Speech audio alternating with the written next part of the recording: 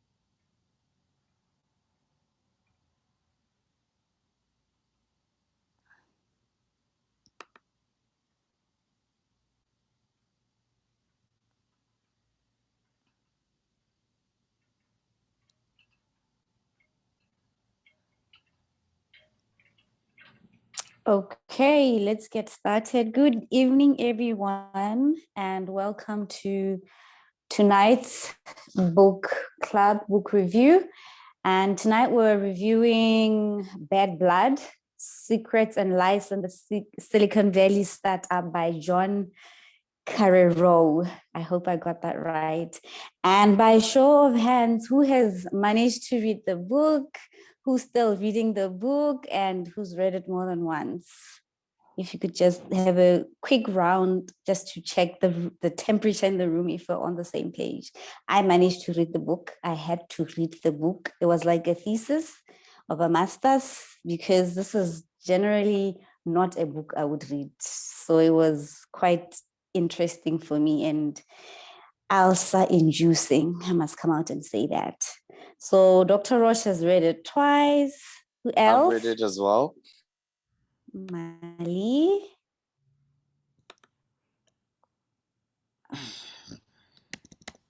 Okay, Ms. Chen has read half of it.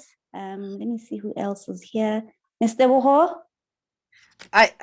I watched the 60-minute thing on YouTube. Okay. And I read a few articles around around the story. So Okay, that's awesome. So we're sort of all, no one is in the dark. So oh gosh, this was something else for me, but it was interesting because when I started, I read until I finished it. I think it took me about a week to read through everything and finish. And I'll just quickly just summarize my understanding of the book, and then we'll all get to discuss what we got out of the book. And please make a little bit of notes so that you can chip in, especially the points that I didn't touch on, because it was a lot for me, a lot of names. So I was reading names. So I was really not paying attention to the names. I was just reading to get the gist of the story, right? So this book introduces us to an indescribable woman in my according to me, called Elizabeth Holmes, a 30-year-old, highly ambitious and very, very brave woman. So I'll sort of like do like a summary of a timeline from where she started to where she is today in 2022. So this lady is 38 years old, born in 1984. So at the time she was 7, she knew she wanted to be a successful entrepreneur because apparently she drew a timeline machine, which was very detailed with engineering drawings. And then there was a time, there was a family gathering of some sort. And then a relative asked all the children there what they wanted to be when they grew up. And she said, I wanted to be a billionaire. I thought, oh, wow. And then the relative was like, not even a president. He's like, nope, the president will marry me because I'll have $1 billion. So this child was very ambitious from a very young age. And the ambition was also nurtured by her parents, who were also quite well-to-do. Her father had an entrepreneurial background and her mother had a medical background. So in hindsight, it sort of kind of makes sense entrepreneurship, medicine, technology, this is nature comes from. I started wondering about that. Anyway, let us move to 2003. Elizabeth was 19 at Stanford, and she decided to drop out of Stanford to start her startup. It had a name before. I didn't quite get the name, or the name is not coming right now. Then she started Theranos, which is 2 words, therapy plus diagnosis put together. And then 2009, she was in China on a Mandarin summer school trip where she met Sunny. The entire time we'll just call him Sunny. His surname is a bit of a tongue twister for me. Sunny, who guaranteed a 10 million loan to the startup. And he was quite older than her, I think about 19 to 20 years older than her, who later became her partner, who later became a CEO of the company and later became her boyfriend, live-in boyfriend, who was kept a secret from the employees, from the investors, from business partners. And then 2003, Theranos partnered with a well-known retailer, Walgreens on a long-term partnership. And I think that's when Theranos really came to the light, when people started knowing about it. And then Theranos opened wellness centers within, sorry, someone is calling me. I hope I didn't get cut off. And then Theranos wanted to open like Walgreens, like a wellness centers in Walgreens shops where the customers could come in and do blood tests. Wellness centers will be in the country. And in 2014, that's when Miss Elizabeth was named the richest woman in America by Forbes America. And she had a 50% stake of Theranos, 4.514, and she's 30 years old at this time. And I'm opening my notes. And then July 2015, and then Theranos got approved by the FDA to do a herpes test. And it was the first of its kind and the only kind. There was like a blood test, a prick test. And then trouble, I think, started in 2015 for Theranos, where they started being investigated because they are, whatever their claim to fame, if I may put it that way, is that they were using a small portion to test clients. Well, they were claiming to be using 240, rather they were using a few tests to do the fingerprint test, while the majority of their tests were done by drawing blood from the arm, like the usual one, instead of the fingerprint prick, which they were claiming. And in true Elizabeth nature, when she was questioned about it, she says the Wall Street Journal's investigations were faulty and erroneous, right? And then interestingly, after that, after the investigation started, I think a few days later, they decided to halt the collection of blood tests for herpes due to the pressure they were getting from FDA. And then a report was released a month later saying that their machine was an uncleared medical device. And Elizabeth, being Elizabeth, she was like, nope. She was very adamant that they knew what they were doing and they were very proud of what they were very convincing with. And then 2015, still, Safeway invested $350 million to build clinics and supermarkets, rather, so that the blood tests could be easily accessible. But for some reason, I guess it's the noise around all of this thing, they pulled out before it could even get started. And 2016, January, FDA, now the regulators are after Theranos again. They're taking up issues with their California lab. And with all of that noise, Walgreens decided to pull back from the California lab. And this was because they failed to comply with how the aid federal standards. And it's because they were basically putting the patients in immediate jeopardy, and they were only given 10 days to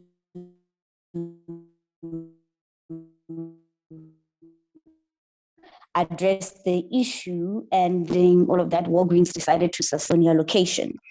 2016, CMS threatens to ban Holmes and Sunny from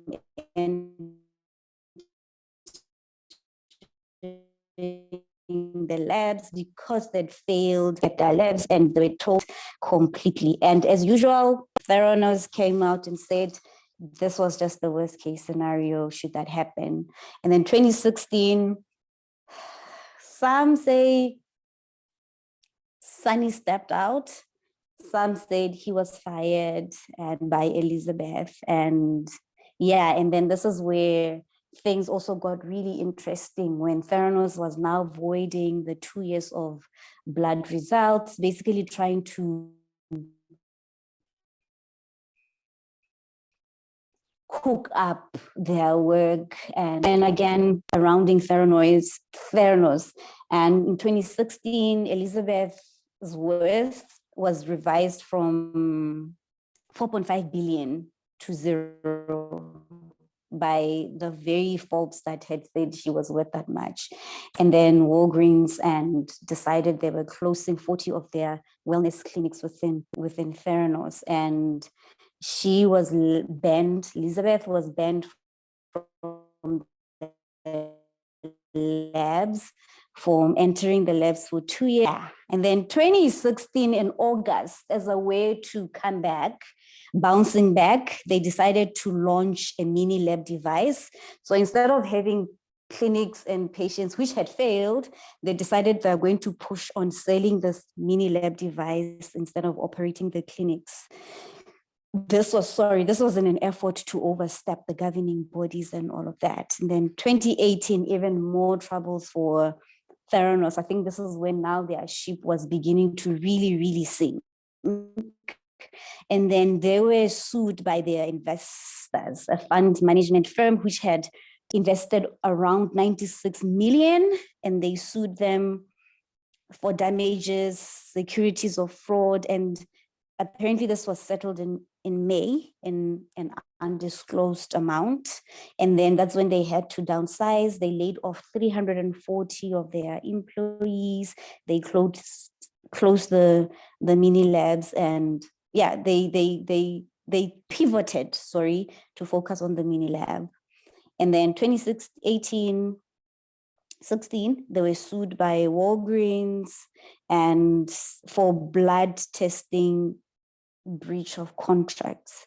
And then 2017, even more layoffs. They laid off 155 of their employees, and also they lost around 41% of their employees. And the main reason was due to operational issues and from regulating bodies, especially. And 2017, another very big lawsuit from the Arizona Attorney Generals for misrepresentations of the way they worked, of their methods, the accuracy of their results, and how reliable the blood tests are, and all of that, and compliance issues as well. And 2018, now they were seriously being investigated at this point, and Elizabeth and her boyfriend they'd broken up. I think at that time, 2018, they were now facing charges of massive fraud of over 700 million US dollars. So they were basically cooking up fraud over these years, and they were being investigated for false statement, false financial standing, and false business and technology claims. And the thing was, they were being sued over the fact that they knew that they could only perform 12 tests out of the 200 they were claiming using their patient testing menu. And at the time, 2018, this is when Elizabeth gave up control of her stake, and Sunny fought the charges, saying that he had accurately and ethically represented Theranos to investors to the best of his ability. And then May 2018, that's when I think Jim wrote, I'm not so sure if it's the book or the journal on the Wall Street Journal. So this was an in-depth look at what happened inside Theranos, and a film was made as well. And then 2018, still Elizabeth and Sunny were still investigated for defrauding investors, defrauding patients, and defrauding doctors. And they both pleaded not guilty. And 2018, still, Theranos dissolved, and shareholders were emailed about the fact that they were dissolving, and the potential buyers that were there, none of them were interested in buying Theranos at this point. And then 2019, more documentaries and films were coming out. And yeah, I'm almost wrapping up. We're at 2019 now. And then now, because things were so bad, this lady was home. So as part of her defense strategies, she had documented and was saying now that she was not in a mental state to stand trial, because she was now claiming mental issues, also that her then boyfriend had abused her for over 10 years. And this was Sunny. Then his trial began in 2020. And then for Elizabeth's trial was delays in 2021 because of COVID. And then 2021, she fell pregnant, which further delayed the trial. And then in beginning of 2022, she was found guilty of 4 out of 11 federal charges, the main one being a conspiracy to defraud investors, and 3 for wiring fraud funds to specific investors. And then her sentencing is due for September this year. And 2022, this year, March, a documentary called The Dropout was released by ABC. And then also this is when Sunny's trial started. And if both are found guilty, they could face up to 20 years in jail. Yeah, I think for now, I'd like to pause here so that we can chat a bit, and then I will come back, and then we can do what we really, really feel about this whole story. Yes, Mali, I'm going to pick on you again. Over to you. And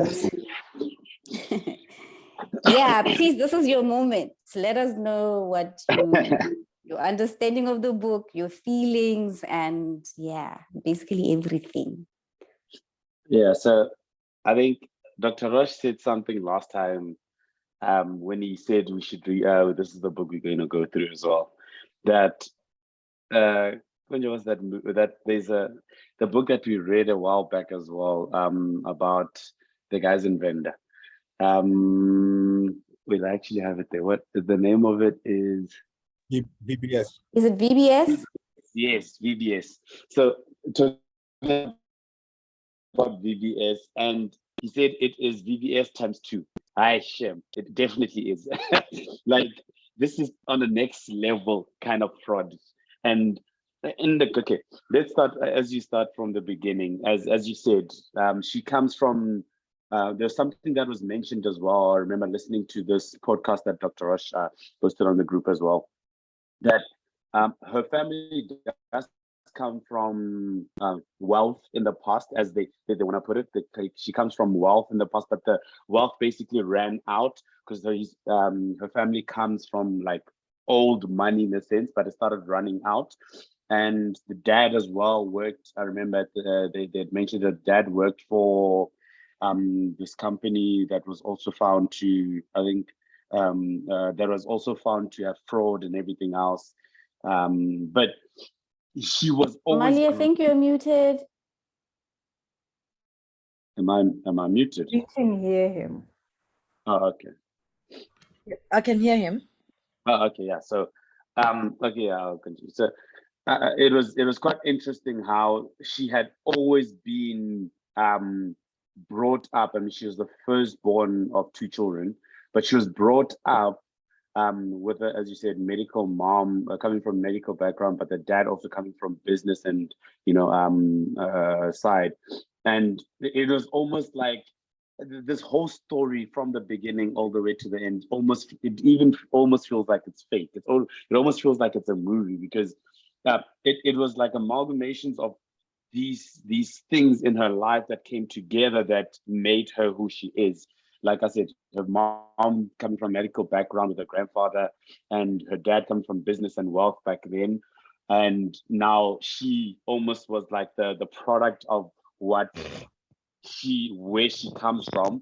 And it's quite interesting in that where she started. And as you said, when they asked her at a family dinner at once upon a time, what did she want to be? I think she was like 9 years old or 7 years old, as you said.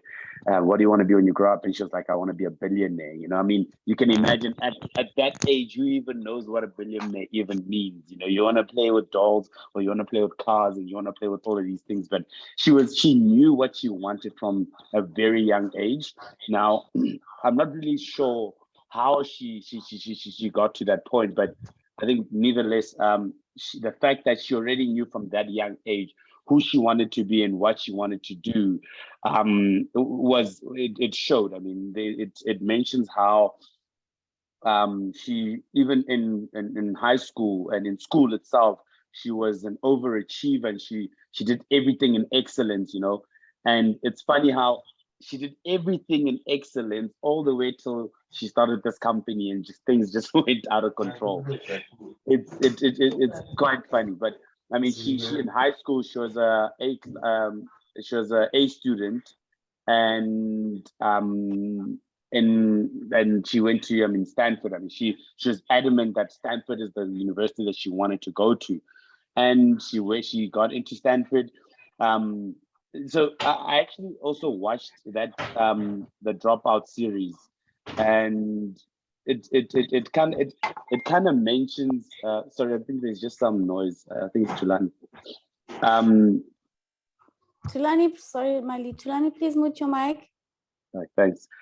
So it mentions how she got into obviously Stanford, but it doesn't mention it in the book, if I'm not mistaken, but it could. I just maybe forgot. But how she got into Stanford, and in her first year of Stanford, she took a graduate program class as well. Now that's what they made it to look like in the series, but in the book I don't remember reading that. But in any case, she took this graduate program class with this professor that would eventually be part of a board, and it almost paved the way to who she became within that medical field. I mean, this when she got into her second year of university, that's when she dropped out and started. Well, she had already started this business, but she dropped out completely in the middle of her second year of university to start Theranos properly, and to go on full time, rather, let me say. And in all of these, and hence I say, in all of these, she had shown promise. And it's as if when she got into this company, it all went to her head to say, listen, I'm going to change the world, whether people are there or not. I'm going to force myself to change the world. And things just went all over the show. Like the amount of people and I think a big thing with her is that because she comes from a well-off family, she knew people that were well-off, people in government, people in powerful people.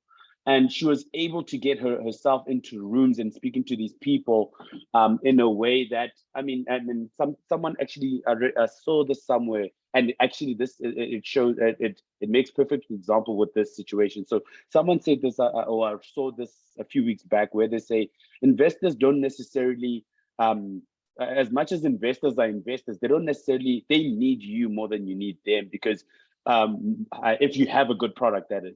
Because at the end of the day, they're not experienced in the very thing that you inventing and everything else. And it's easy for you to come up there, and especially in America, we see it a lot, where It's easier to go there with a big idea that seems to look like it can work and can disrupt anything, and then for these investors to just put in millions of dollars into the company. I think she raised something like $6 million at first when she first started, and this was just an idea, and that just shows. And then I think, like I said, she went into it full time. That's when she went into full time, and she started doing obviously the company with people in there. And I must say, how she started still showed a bit of the startup vibes kind of thing, where they started in a sketchy place in the middle of some other suburb in California, or in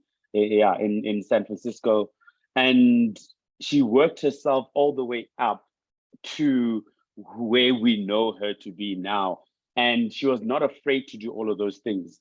They also mentioned, for instance, that she was obsessed with Steve Jobs and Apple, and a lot of what she wanted to do was because of how inspired she was by Steve Jobs and Apple. And if you see, a lot of she started also hiring people from Apple. Eventually, she got to even dressing like Steve Jobs. And also, I remember, this was funny, but there was a stage where in the series when I was watching it, and when the iPhone was being in 2007, when the iPhone was being launched, and she was in the queue, the first people to get this Apple iPhone, and there were people in there that looked like Steve Jobs with the whole glasses and everything else. But that's I think she wasn't at that stage, she wasn't obsessed like that, but eventually she became like that, where she had the whole bottleneck that is black, and she didn't necessarily wear glasses because she was contacts the whole time. But I mean, that's who she was. She modeled her whole life around how successful Steve Jobs is, the character and mannerisms of Steve Jobs, and how she wouldn't be pushed over by people as well. So she built a lot of trust with these powerful people, and I think that's how it got her to where she is. And it's I think that also poured into the arrogance, maybe I want to say arrogance, or the pride that she had. Is that, I mean, she had all these powerful people around her as her board members, and even the chair, for instance, was basically in her pocket, basically, not necessarily with money, but in the sense they saw so much potential in her. I mean, even the industry that she was going into was blood testing, as you said. I mean, she wanted to showcase that fact that she can, with a prick of a finger, instead of a whole vein being pierced to get blood from she could test more than 150 tests, for instance, just from a blood drop.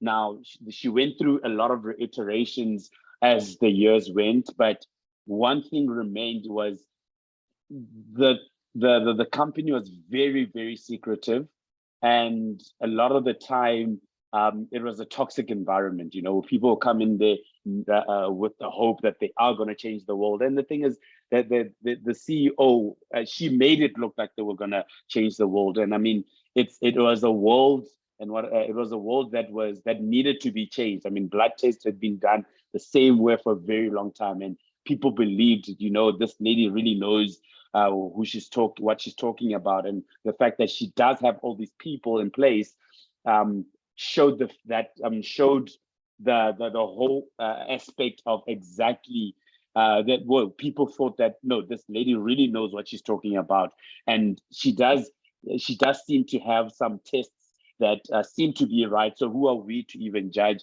the fact that what we're doing is wrong? I mean, what she's doing is wrong or right. So I think a lot of the time she had a lot of dreams, and she promised a lot of dreams. She was very good at being a salesperson, and they also mentioned that she made you feel like you important. She was charming in her ways, you know. So she was able to do all of these things. Plus, she had the backing of her board behind her, and yet everything that she was doing did not work. I think in fact, I think there was one part where they mention how they did a test, one of the tests, I forgot what it is, I think it was a glucose test, and it worked once. And after that, they were like, it works. We're going to pitch this to one of the pharmaceuticals, one of the big pharmaceuticals in Switzerland or something. And they got there in Switzerland, and I think the night before they were going to test, nothing was working. And they stayed up the whole night trying to make this thing work. And people, they were pricking fingers and everything. And eventually people's fingers went numb and this thing still did not work. And in the series, they actually show how she was on a boat, and this shows how the amount of powerful people she had. She was on they call her up on a boat with Oracle's founder and CEO, Larry Ellison, and how Larry's telling her that, listen, you need to get the money. Like, it doesn't matter how much it takes. You need to get the money. Once you get the money, you can solve for a lot of these things. And he made an example of how when he started in this business of with Oracle, he first started off by with a lot of bugs in his system. But the fact that he could show something that actually worked once was all enough for people to invest in him. And that's what she needed to do. Now, fast forward to this day now when she's in Switzerland, and she's trying to pitch her whole idea and showing off what she was about to show the test result for the thing. It's still not working, and now she's obviously panicking at the time. And she eventually thinks back to what Larry was saying to her, and she calls one of her people to adjust the results. So how this machine of hers worked at the time is that you prick your finger, you put it on this cartridge, and then you put this cartridge in this machine that sends it to their database in San Francisco or in Silicon Valley, and it sends back the test result within a few minutes. And she was able to now take the results that they tested before. So what you do is she'd prick her finger, put it on the cartridge, put it inside, and while she's doing that, one of her colleagues is messaging the guy, print the tests, and it sends the test that they had gotten right back at the office at the lab back on the screen, and that screen eventually shows that this thing is working, even though it's not working. So a lot of these things, like I said, it was always coming. Like, you could always see that this is just from there, actually, more than anything, you could see that it's going to be a company that, it pushes all the boundaries of what's wrong and what's right. So it's quite amazing, and I guess you learn quite a lot on what not to do throughout this whole book. I mean, I can go for a long time about what happened and everything, but one of the things that I remember saying to Dr. Roche one of the Sundays when I saw him, I was like, Dr. Roche, this lady is delusional, like how did she even get this far? Like, it's ridiculous how what she did. And to be honest, look, it's clever. I don't want to give her the credit, but it was clever the way she played certain situation in her favor and how she got through as far as she had gotten through. And I mean, in the book, they also actually say that they actually went to this reporter, to like one of the old people that worked for her, went to the reporter in secret to actually spill the beans, basically. And that's how actually she got caught eventually. I always think to myself, what would have happened if this reporter hadn't written that article? Would she have gotten, look, I mean, she was eventually gonna fail. And that's a definite, because she wasn't making any money. She's promising dreams that were not even real. But how long would she have gone? To what extent would she have gone? I mean, they were doing blood tests with third-party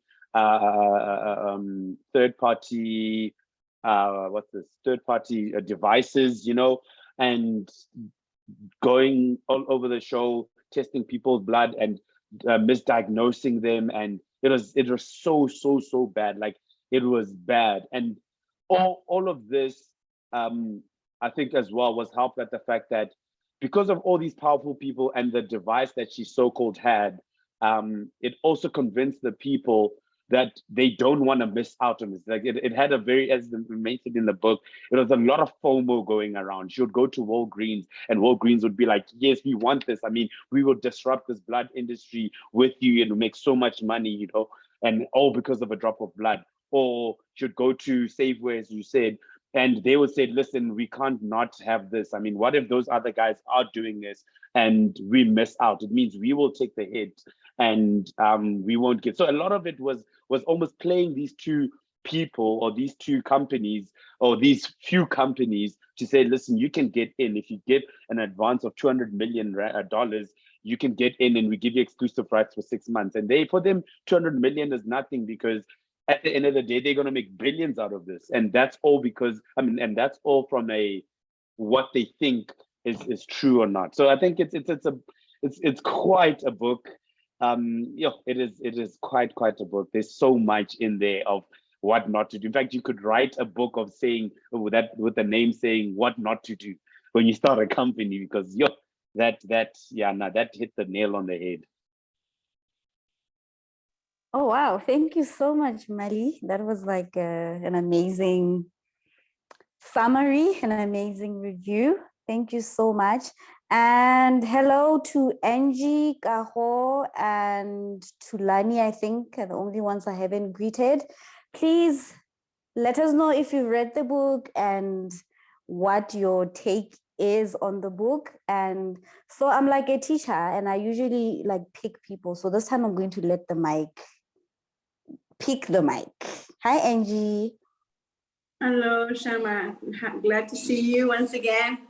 It's such a, I don't know, as Marisela was saying, it just feels like fiction, really. Like it doesn't, I couldn't believe, a woman, is smart, but yeah, it teaches you a lot on how he was saying what things not to do, definitely, because it's one thing to have ambition, it's one thing to have goals, it's one thing to have dreams, but at what cost? Yeah, she was an ambitious girl since she was a young girl, and just responding that I want to be a billionaire, like it's okay. But when you attach, it's so much the love of money.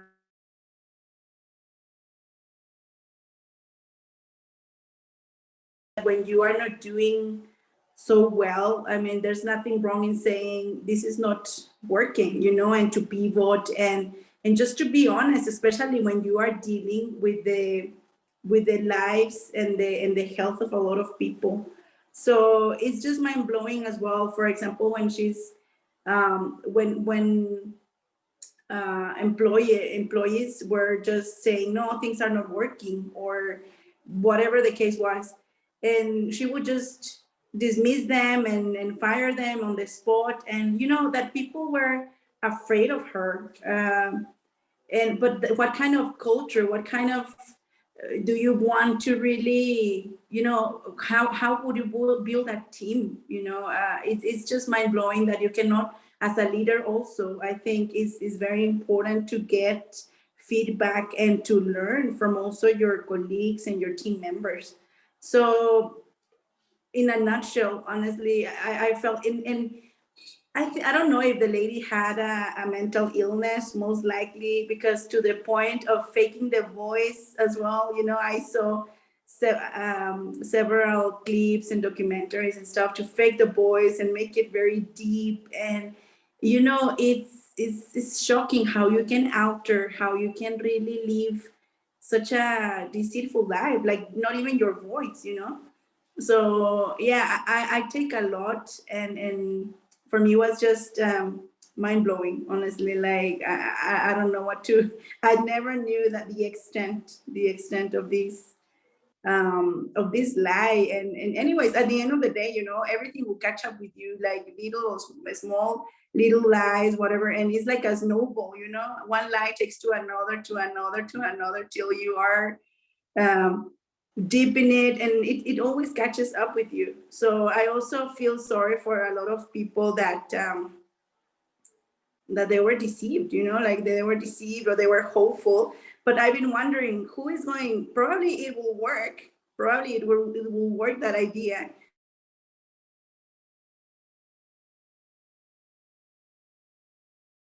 In the future, after all these crises have happened and probably close the chapter, hopefully somebody else takes the project back, because it sounds good. I mean, it could be possible, but also on the side of business, you know, it's very important that you have some sort of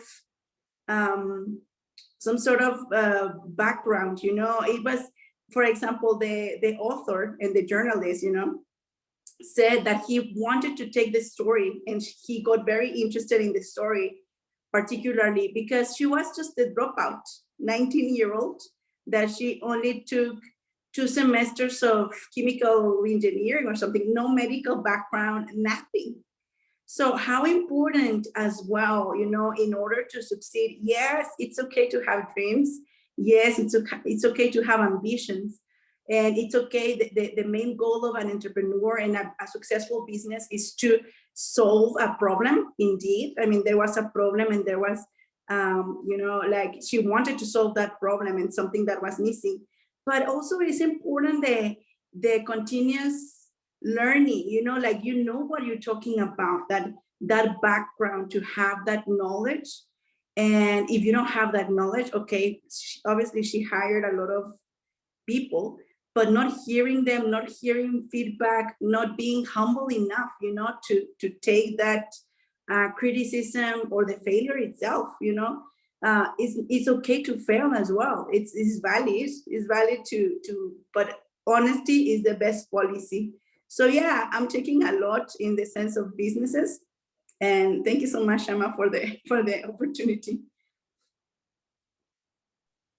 You are welcome, Angie, and thank you so much for your input. You know, when you mentioned that thing with her voice, I watched a couple of videos on YouTube, and the entire time she spoke, I'd be like, what's this? You know, that was really interesting. And yeah, who's up? Kaho's read the book. Tulani hasn't read the book. Kaho, do you want to go?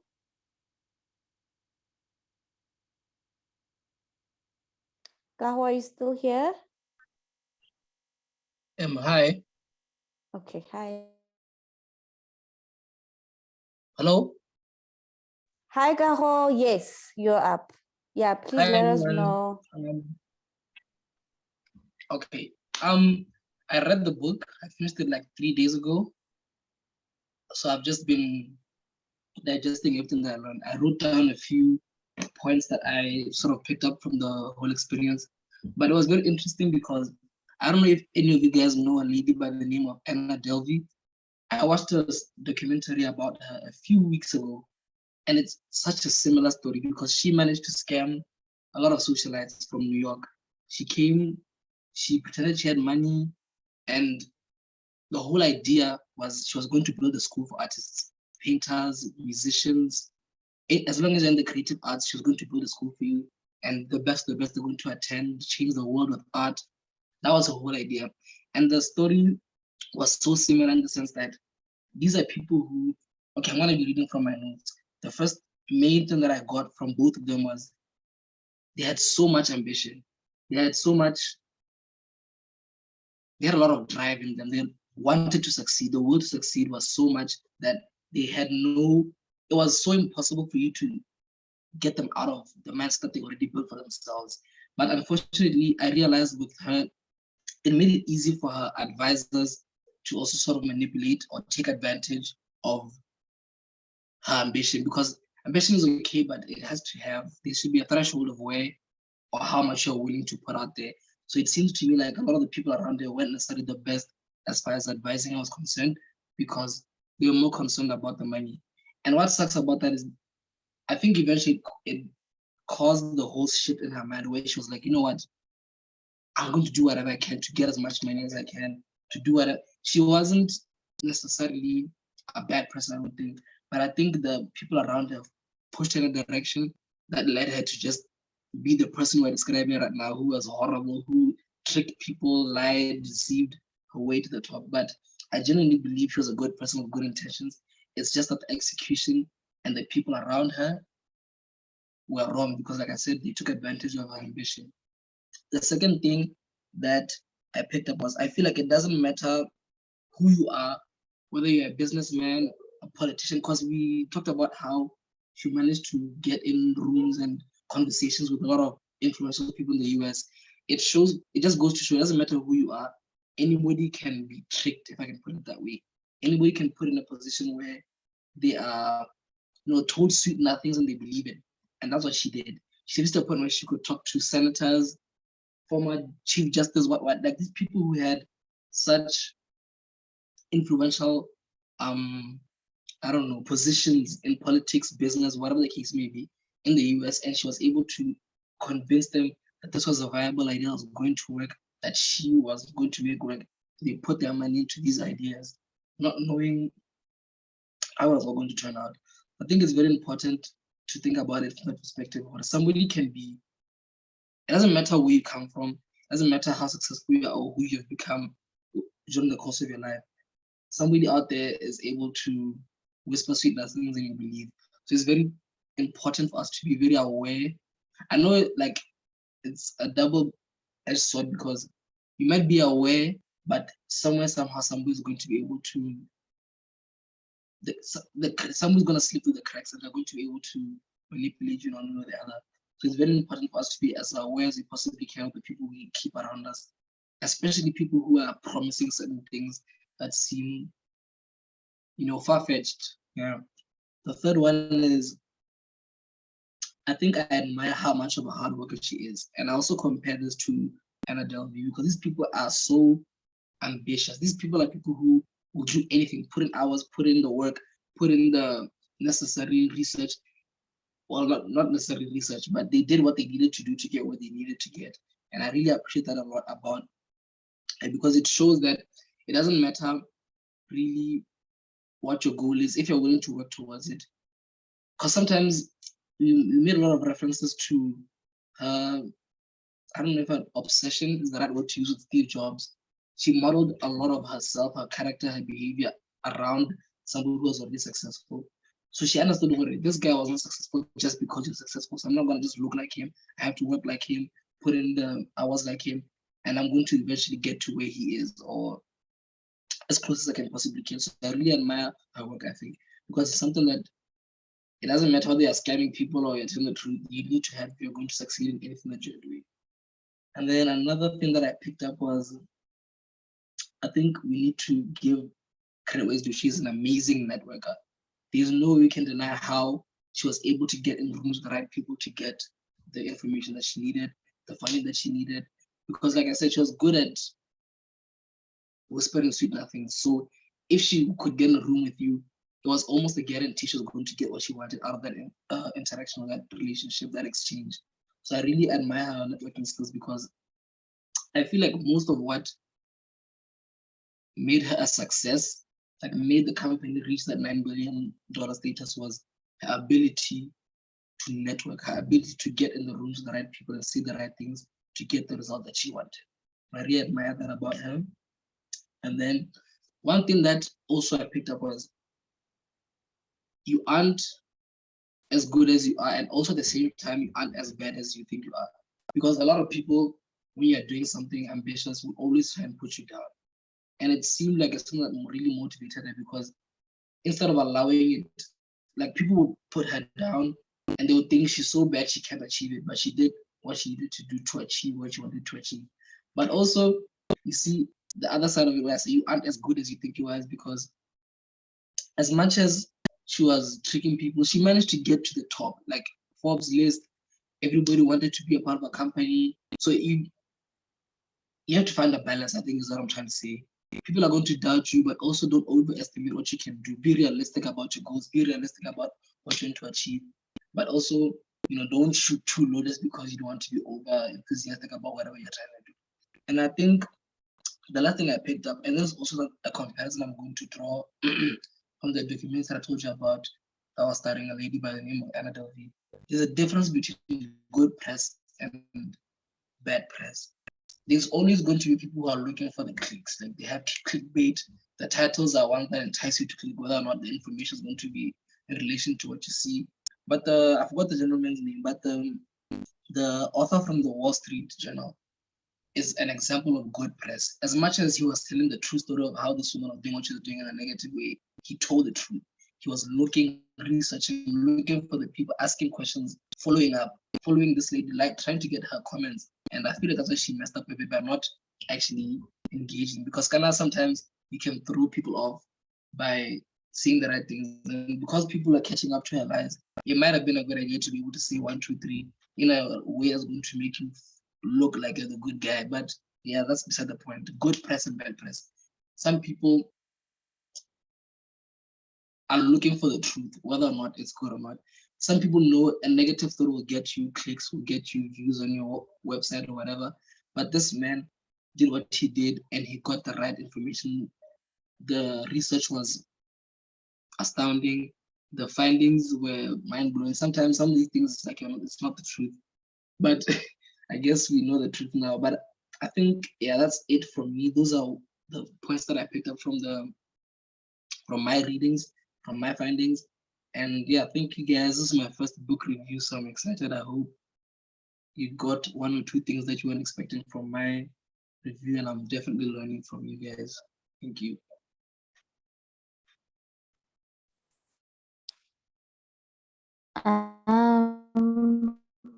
I'm back. Thank you so much, Kaho. I don't know what I missed. Guys, I live in a village. The network is dead and there's no water. So that's the problems I'm dealing with right now. Let's move on. Who's up? Miss Trini, you read half of the book. Dr. Roche, you'll go last. Miss Trini, do you want to chip in with the bit that you've read so far? Yeah, I got nothing good to say about this girl. Oh, ma. So for me, I see that I think she has serious psychological problems that were not detected from an early age. I don't think she had a proper childhood because she buried herself in books. So she did not play. And she took the world as though it's her playground, including the company. So I see that her fear of failure led her to execute this biggest scam ever in Silicon Valley. And she was deliberate about it for me. See, she is a sociopath. No regard for persons' lives, how people feel, no regard for good practice in terms of ethical business practices. I mean, when you saw the way she dismissed Ian, when he started questioning that these tests, the way they're doing these tests, it needs to be validated. And her response, was like, "You're not a team player. I think you should leave." That's what I see a child does when they're busy playing with dolls, and then they get a cousin who comes to play with them, and they're not playing fair, and they want them to leave, because they're just used to playing by themselves. So Elizabeth was caught up in her own world from the get-go. Her psychological issues went undetected for a long time. And the worst part is that she had a lot of enablers around her.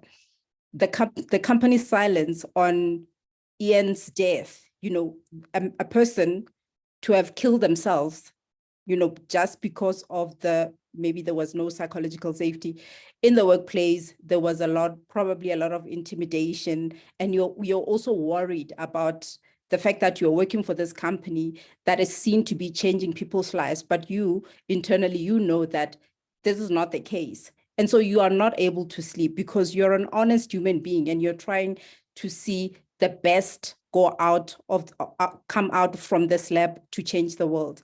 Unfortunately for me, I just saw from the get-go as I'm reading that even getting involved with the hiring process, who are you to be worried about operational issues as a CEO? Go around and run around looking for money. But I saw that she had there's some magical formula to this. I don't know what it is, but probably spiritual for me, because I don't understand how investors did not do their due diligence, especially Walgreens, to go into a partnership, whereas they haven't seen this. They're just excited, or they Is it because maybe of their greed? They were driven by their greed, that they wanted to be seen as the entities behind the biggest biotech company to come out of the Silicon Valley. Maybe they were driven by greed and wanting to be in the papers and to obviously get the profits, the yield from all of this. But Walgreens, whoever was behind the due diligence, if there ever was even a due diligence made, but whoever made that partnership really deserves to be fired completely, because how do you go around and part with such a lot of money and also damage the reputation of your company without actually seeing this? You want to be deploy someone into the R&D team and see and go into those labs. So for me, even the employees themselves, probably they were there because, or they couldn't, I mean, the NDAs, when you see people, there are all these non-disclosure agreements that are coming in way after you have signed your employee contract, then you gotta question the place that you are in. Do you really believe in this? I mean, they had little talks here and there with Sunny. I don't know, Sunny was like a groupie, yeah, Elizabeth. But I don't understand how, actually, it must have been really hard from a psychological safety point of view, because if you said anything, because there were people who were, I mean, they were monitoring them, you could end up being fired, right? But I don't understand how they even got to the FDA approval. I don't understand these old intelligent men, some of them old senators, some of them have been in the military, and they are board members, and they get to just believe everything that they are told. And no one wanted to actually, let's get some peer reviews, right? They didn't want to do that because they played around this paranoia. No, if we are on version 1, probably others are on version 10 out there. So they were trying to protect themselves. You know, yeah, that's what startups go through. Like, people are gonna steal my idea and things like that. But as an investor, who are the ones who enable this company, I feel that they're the biggest failures out of this. Elizabeth is just a child who didn't experience childhood. It's a similar situation that the late Michael Jackson had, where he didn't have his childhood because he had to play and practice and all of that. So now, when he had all the money in the world, he went and created his own Neverland.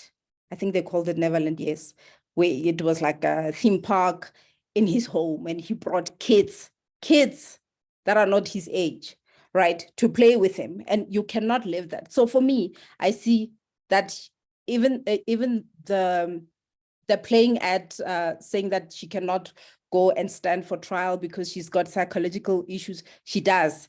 Maybe I'm speaking from my point of where I come from, maybe, but I'm seeing a person who's psychologically disturbed, and she's a sociopath. She's deliberate about it, and it was not picked up, and she was enabled because people thought, oh, wow, we've got a genius, she's perfect, but she cannot be reined in. That's why you have a board of advisors. Board of advisors are there to rein you in. And the investors themselves were either part of the scam, and they made her take the fall for it, you know? So yeah, that's me. Her solution was never about people. She was never about changing people. Even when they asked her when she was little, what do you want to be? I want to be a billionaire. I want to be a billionaire. Oh no, the president will marry me, or something like that, will get married to me. So she had this ego. I mean, you could tell from the get-go that this child had issues, deep psychological issues that still needed to be detected. Maybe her genius could have solved the world's problems. You know, she could have come out with something good.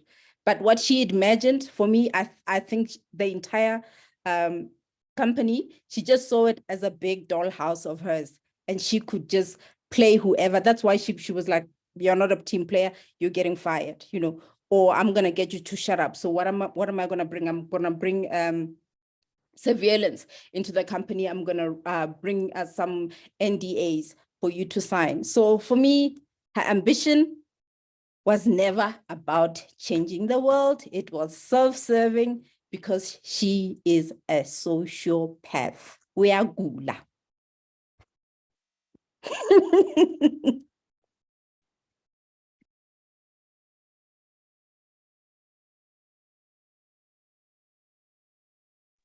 I can't hear you. We can't hear you, Malisela.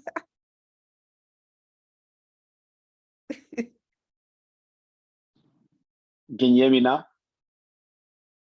Yes. Okay. I was saying, no, that was passionate. Like, I mean, that's true. I mean, I wanted to say to Kao that it was so different how he saw her. Kao, you can see that he's a half at last half full. Out of all of us, just saw the bad in Elizabeth, and he's just like, yes, see this. The amount of positive things that came out of that was actually quite amazing. That I didn't even recognize. There's some of the, like I said, she was very clever, and Gabo saw something else. But Jenny, I understand exactly how you feel. As I said, as I was reading the book, it was just like I could not believe it. Like grown men that have grandchildren, not even children, grandchildren being tricked like that. Goodness, so yeah. But Devo, did you go through the book as well? I watched the documentary and read a whole lot of articles, and at some point I was like, why am I reading about Elizabeth Theranos? I couldn't even remember it was from the book club, because I just kept on reading and reading and reading what's going on and following the trial and everything. I mean, I like what you guys say, that it's actually quite interesting that she's even managed to charm the people in this group with everything that you've read. Like, you're all apologizing for her. Like, just because she's a sociopath, it doesn't mean she shouldn't go to jail. That's why all white collar crime people, being a sociopath, it doesn't mean you're intellectually disabled. People That's called her a genius since she was a child. So you can imagine, if she was smarter than her parents, she's been smarter than everyone else that she came across. She could have easily manipulated anyone. And I mean, this Indian guy, Sunny, it even reminded of Edward Norton's movie. And I think there's been a whole lot of other movies where a child acts like he's been kidnapped, but he's the one controlling the kidnapper type thing. And I think like, she's a genius, and she was identified a genius. Unfortunately, she's got social skills are questionable. And I looked at some of the things, that the narrative that comes across now. There's a little bit of trying to make it look good, but trying to make it look bad. And I looked at the statistics that in 2002, she was at Stanford in a third-year program, and she only quit school in 2020. I'm like, that's not dropping out. That's failing out of school. You've been there 5 years. You shouldn't. It's not like a Steve Jobs genius dropout. Those numbers didn't make sense to me. And I kind of think everybody's doing this, like, romanticizing Elizabeth's life and what she's done. I think she knew exactly what she was doing. You're right. She is a sociopath, and there's like a special group of people. And now her case is highlighting a few cases like this, because the guy from WeWork also did the same thing, but he was even more sick than Elizabeth, because he's not as smart as Elizabeth. He's just a psychopath. And you also have, I think somebody mentioned her name, Anna, who actually said that she doesn't even have any remorse for scamming New York celebrities out of money. And there's some people that simply love the crime. And I think Elizabeth simply loved the crime. And I think it's even more disturbing that even after all this was revealed and she was going through trial, there was a guy who was willing to date her and make her pregnant, and still holding her hand through all of this. And it shows just how, like, it's like there's a magnetism about, we all fall in love with the criminal, we all love the bad guy, and we're all going with it. So it will be interesting to see if she actually does make time, I mean, end up in jail.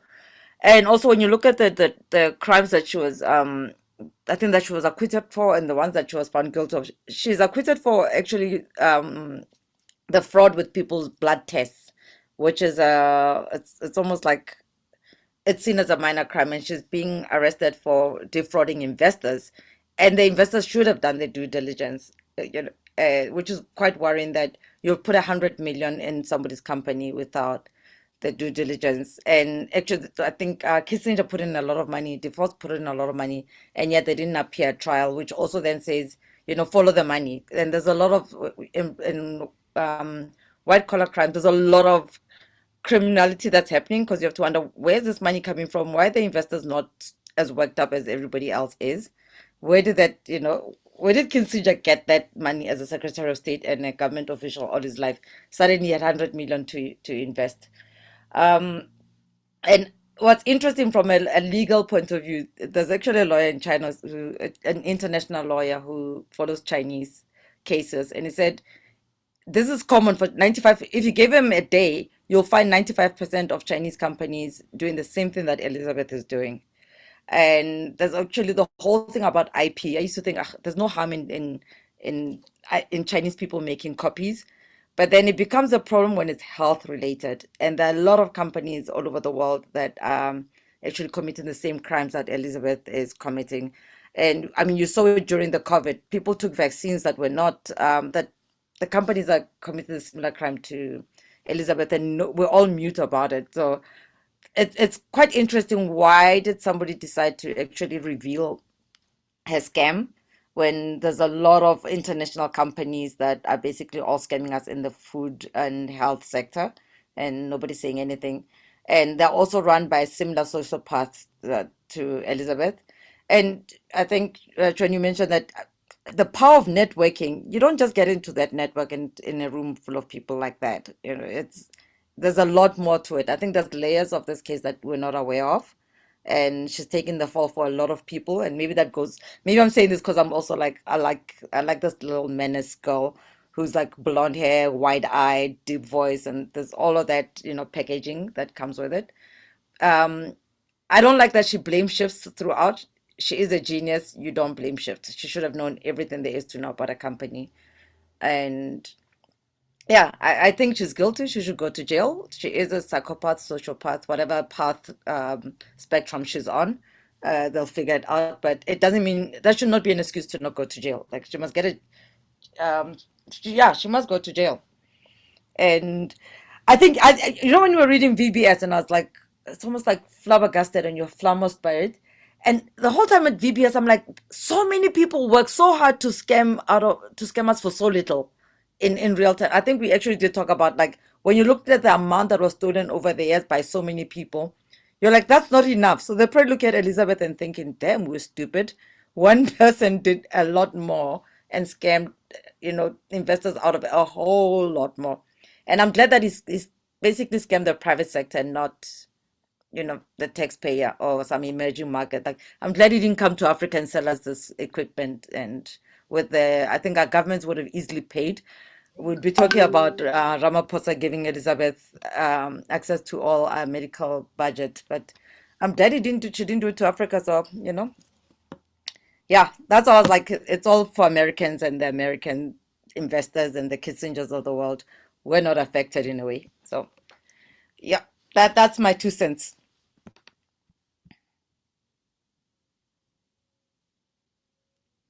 You're muted, I think, Marcel. I was saying that was brilliant. So, okay, Dr. Raj, it's your turn. Thank you, Mali. You guys hold back no punches. You are like seriously, you're like so mean. Oh my word. Anyway, so Anna Delvey, there's case study that we do in leadership. Adam Newman was the CEO of WeWork. Elizabeth Holmes, Sunny Balwani, VBS, Benny Madoff. The list is endless. These guys, they have some chemical imbalance in their heads. Something is not right. All passionate. I mean, if you follow the stories of all these guys, they're all passionate, all visionaries. And I think it's a thin line, isn't it, between delusion and ambition. Sometimes delusion is disguised as ambition. So we look at this guy, so wow, they're ambitious, but actually they're delusional. And I think Steve Jobs was also delusional at some point, and he called it reality distortion field. But that's delusion, because you're seeing things that people are not seeing. And sometimes, part of the reason why he was fired from Apple is because he was delusional. He was just, he couldn't relate with people. He was asking, firing people on the spot. So yeah, and I agree with Trini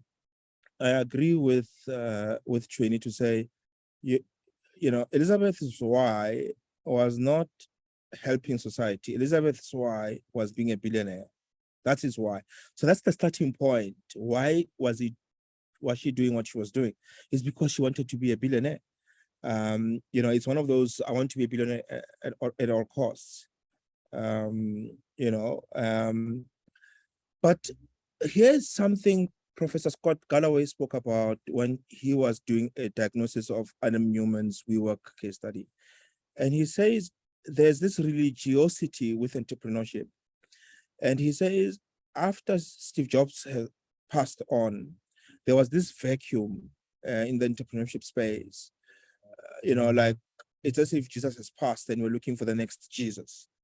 And for a while there was a vacuum because we didn't know who to look up to. And of course, the current Jesus at the moment in the entrepreneurship space is Elon Musk, and irrespective of how Elon Musk is delusional and some of his tweets are ridiculous, and actually some of these things that he does are crazy and they're ridiculous, and no one is holding him to account. And I think to a large extent, we as society are partly responsible for allowing these delusions to prosper, because we cheer after them, even if they're doing ridiculous things, and probably that's what happened with Elizabeth Holmes. There were all this, Rudolph Madoff and Henry Kissinger and all these people, who just pumped money at her, and because they thought, she's the next Steve Jobs. Again, religiosity of entrepreneurship. Here is Steve Jobs has gone. We need the next Steve Jobs. Oh, and she happens to be, a lady. So we are always looking for that. We're always looking for some form of somebody that we can praise all the time. And I think it's a society reflection. And then two last points. There's also this thin line between marketing and functionality. And most of the time, these people, Anna Delvey, Adam Newman, Elizabeth Holmes, they are very good at marketing, and sometimes for a long time I've had my reservations about marketing and lying. People will throw this thing and it works, it does this, but actually you are lying. It's all lies. But for some reason, you want to say, it can do this, just a drop of blood and voila, here's your test. It does all this tests, blah, blah, blah. This thing is not working. What are you talking about, right? It's not working. And to a large extent, I think for me, that's where the problem is, that I somehow, I know, Angie, that you're a marketer. I'm sorry, but I struggle with lying, and I sometimes struggle with people telling lies in the name of marketing. So I find that there's that thin line in between. And of course, there's a big thing in Silicon Valley now, which is called, being a unicorn. There's every entrepreneur wants to be a unicorn now. And when you read Elizabeth Holmes' story, you kind of help, but get a sense that you want to be a unicorn, be a sociopath, excel in sales and marketing, be very good at sales and marketing, and we then say, oh wow, you're a visionary. while you're lying, right? So be very good at sales and marketing. Get some cool people on your board, you know, Henrik, all this powerful. So it's all this window dressing. So get some cool people on your board. And we see your board, it's like, wow, he's got this person, he's got that person. Okay, I mean, there's a guy, hey guys, there's a guy in the country. He does this electric cars thing. The guy is funny, but he's got all these cool people on his board, right? He even calls himself a doctor, but he's not. But anyway, that's a story for another time. I've seen him. You know, so you know, be this delusional person, sell us this vision that, you know, it's like, wow, that's amazing. Be very good at selling, get cool people on the board, hire a lot of lawyers, because I think what Elizabeth has managed to do is hire a whole lot of lawyers, hotshot lawyers who will intimidate everyone who challenges the validity of your story. So if somebody raises their head and says, but this is not true, and then they'll throw lawyers at you. And she's done so well in throwing lawyers at these people, intimidating employees, but also pretend as if you are this proponent of a good cause, you know, like, you know, I'm saving the world, you know, I'm doing this for the world, blah, blah, blah, blah, blah, blah, but you are lying, you know. And of course, some people can be extreme and have this baritone voice. I'm like, oh my word, have this baritone voice.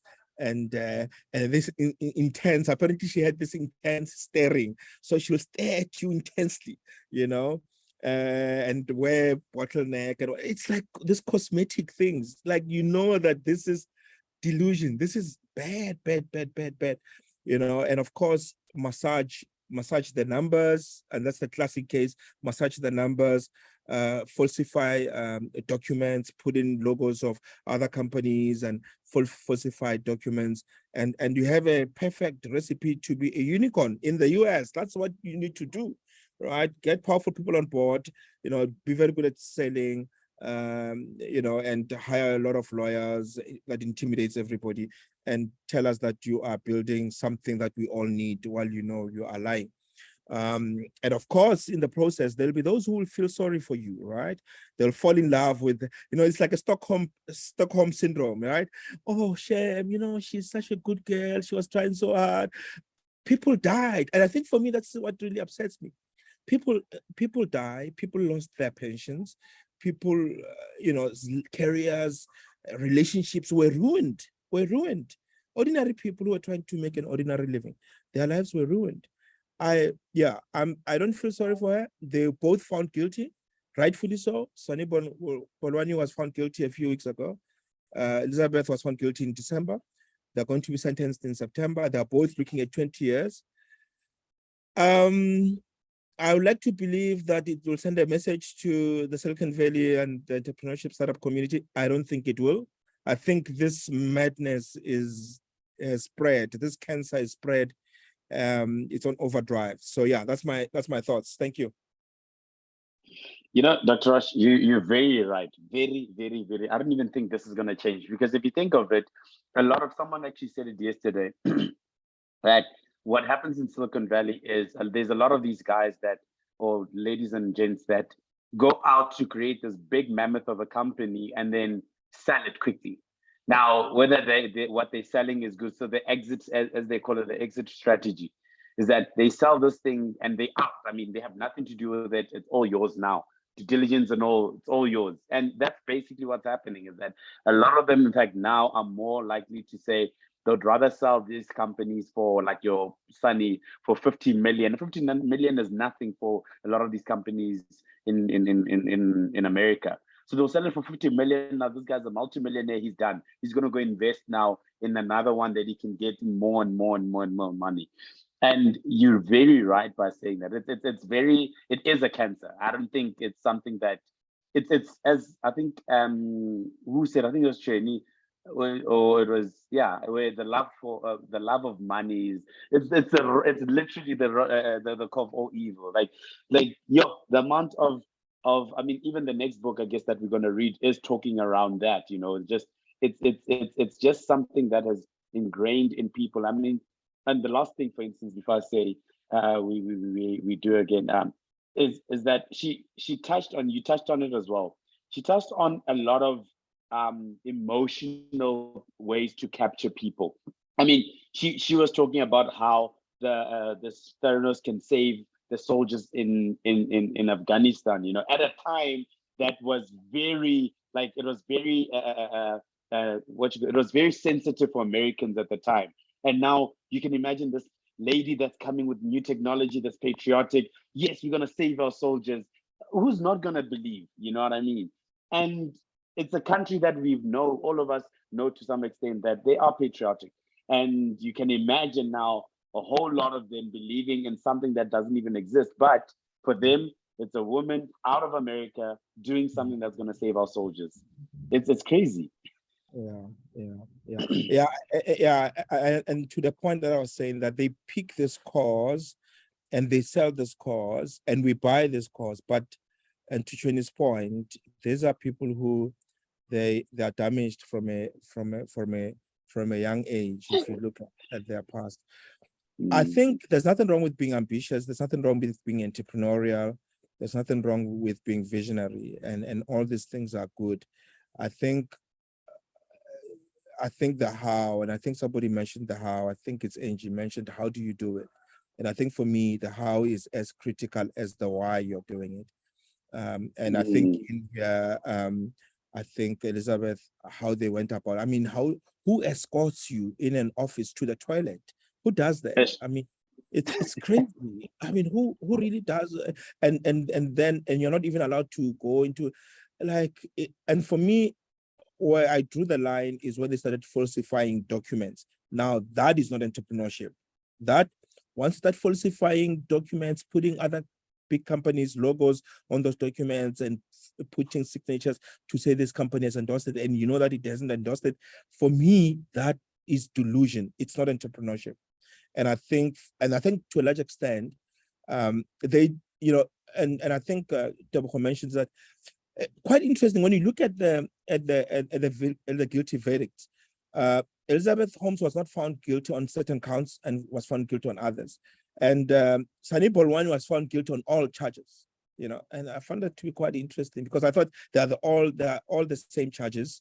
You know, same company, same misdemeanors. But anyway, you know, but falsifying documents in order for you to. So here's the question. Somebody says, but people, if you invest in a company, you're taking risks, and it can go either way. You're gonna lose money, you're gonna make money, you know.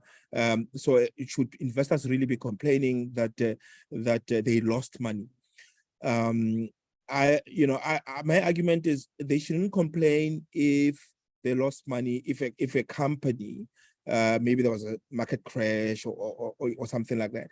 But if somebody falsified documents or massaged the numbers with the intention of raising funding, then that is a criminal offense. And hence I'm saying rightfully so that they were found guilty, because all that they did was fraud, basically. So someone said, and this doesn't sound good, but anyway, someone says they were talking about something and they were like, listen, we don't feel sorry for stupidity.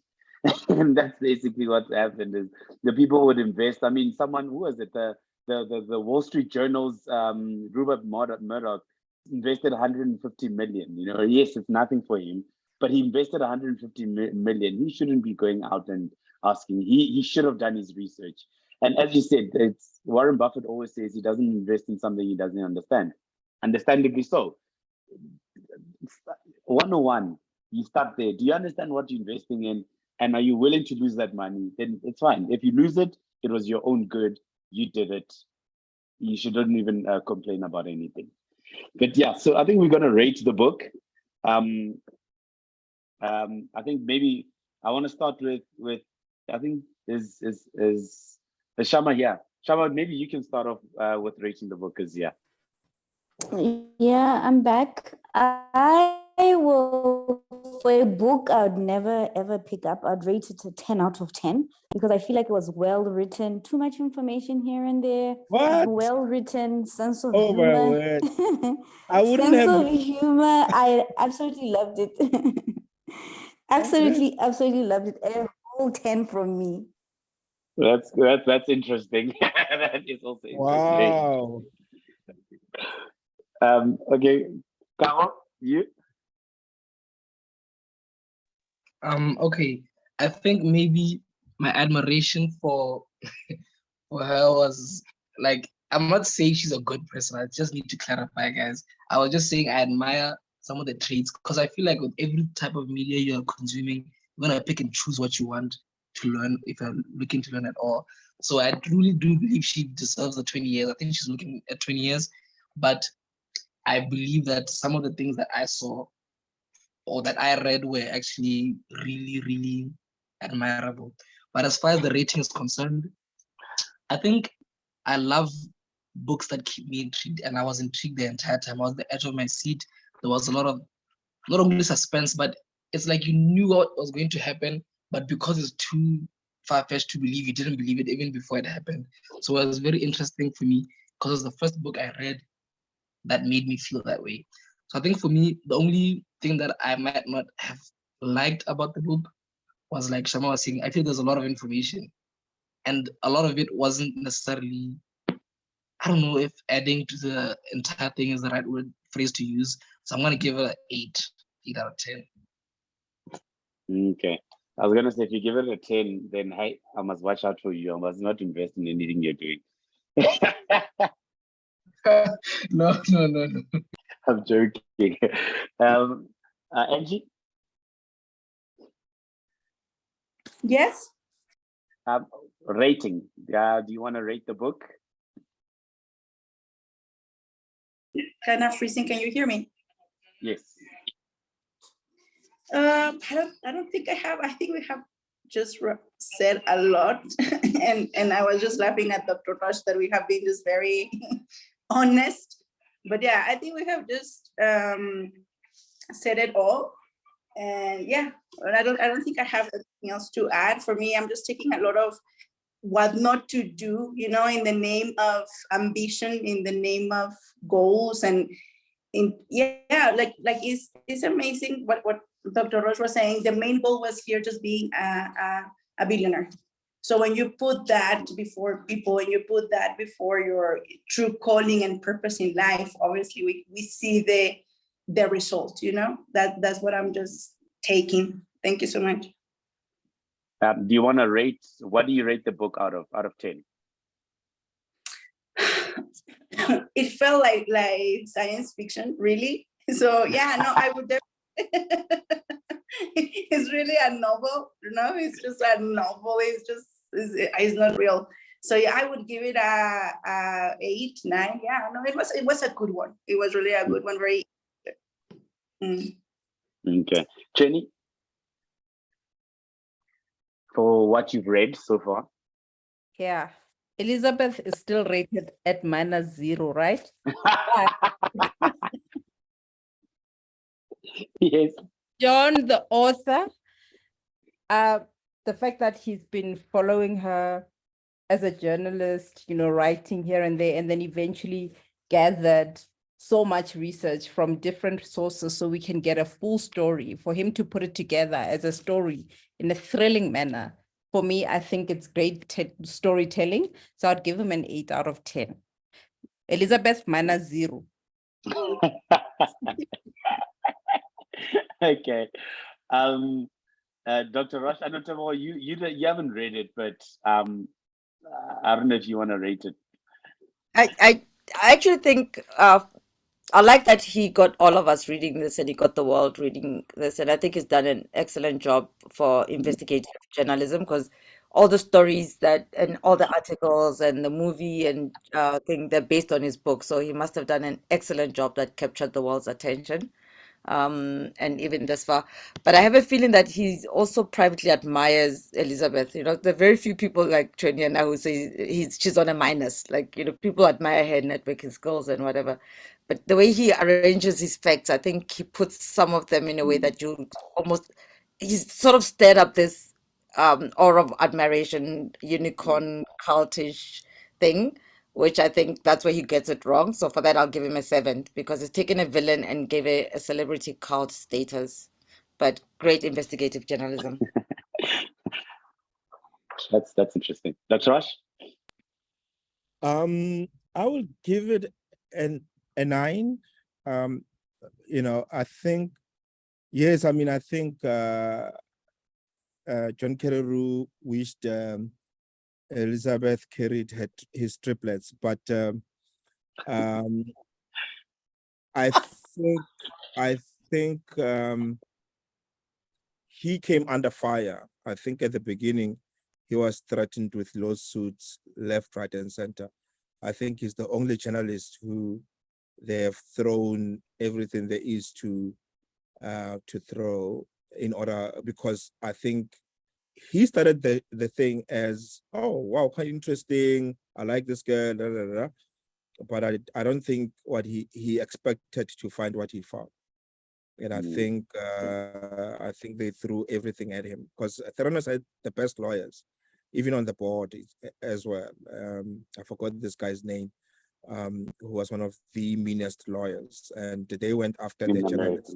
Yeah, and I think the fact that he stayed the course, because he could have easily kept quiet and backtracked. And I think had he done that, because he broke the story, had he done that, chances are we wouldn't have a criminal case. So I think he deserves some kudos for that. I think it's a sad story. I think it's a sad story. Great idea, great vision, very sad story. But I think for me, even sad is the victims. So I think his story is not a reflection of Elizabeth, per se, but I think this book is a tribute to the people who lost their lives, who lost their pensions and their investments. And I think that those people are quite happy that he wrote this book, so can get to Elizabeth Holmes exposed. So for that, I'll give him a. That's good. That's good. Okay, I'm going to rate it an 8.5. Reason being, I think it's a really good story. It really is a good story. I think how he built it up all the way from when it started, all the way to when he came into the picture, and all the way till when she was exposed and everyone was against her and everything else. She painted a picture. I think Trini, maybe not Trini. I mean, Devo, you mentioned that she made it look like he made it look like she was a celebrity. I think she definitely was a celebrity.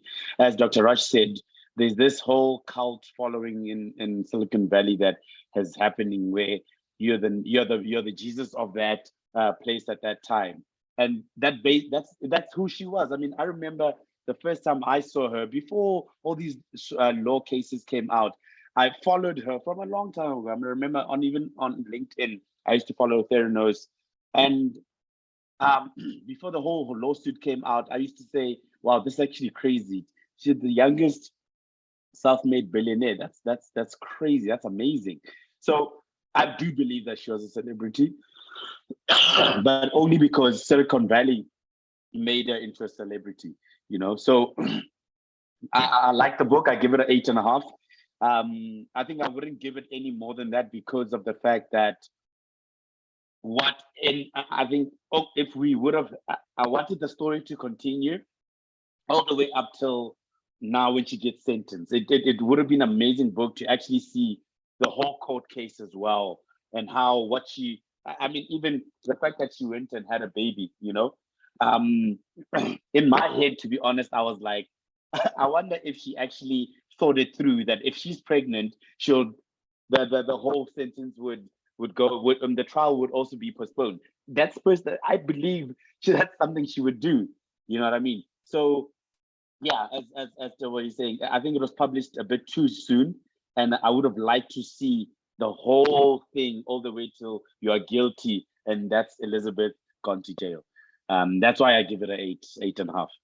Just to chip there, Mali, quickly. So as I was listening to the podcast, because I was listening to the podcast as she was going to try, and they say when it was announced that she's pregnant, and everybody was raising the same question: did she think this through? Maybe she thinks she's gonna be found innocent, and somebody said maybe she thinks that it will come handy with mitigation of sentence, that she's a new mom, we can't throw her in jail, blah, blah, blah, blah. So I found that to be quite interesting how that was interpreted. So like Deborah said, we mustn't fall in love with these people because they're just geniuses, they must just rot in jail. Yeah, thank you. So that was it, everyone, for the book. I think it was a brilliant book. The next book I think is going to be just as interesting Yeah. on what I will, not to do. yeah, Yeah, I will, so Dr. I will Frosh, you can announce, take over. yeah. No, I will announce on the WhatsApp group the next book. I think there is, yeah, I mean, it's similar story, but yeah, I will share it on the WhatsApp group. So thank you so much. Thank you, Mali. Thank you, Shama, and thank you, colleagues. We'll meet again in 4 weeks' time to review the next book, and I'll announce it on the WhatsApp group. So thank you, And guys. I'll be sharing it. Yeah, you'll be sharing it. Sharp, guys. Bye-bye. Thank you very much, everyone. Bye. Thank you, guys. Thank you. Good night. Bye, everyone.